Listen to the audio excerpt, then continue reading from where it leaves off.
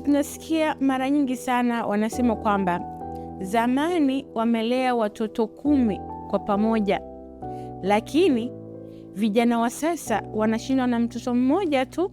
Haya, hebu waje wale wazazi wa zamani, wazazi wetu wa zamani, walee mtoto mmoja tu wa zama hizi.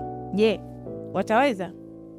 Zama zile zishapita, zimeisha.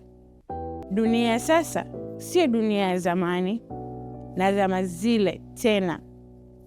Hata hao wazazi wa zamani bado wanajutia malezi waliolelewa na wazazi wao.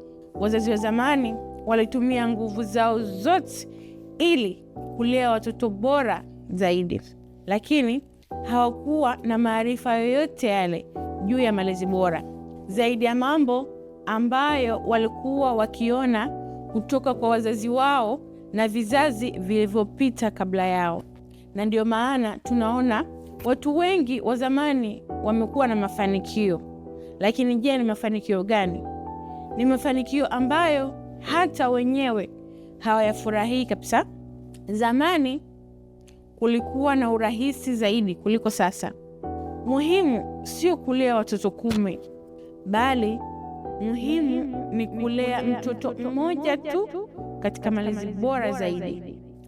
Basi mama wa leo, mama wa sasa hivi, sio kwamba ni dhaifu, bali ameamka zaidi na anapambana zaidi kulea mtoto wake katika malezi bora. Na hakika kazi yake ni ngumu zaidi kuliko mama wa zamani aliyelea watoto 10.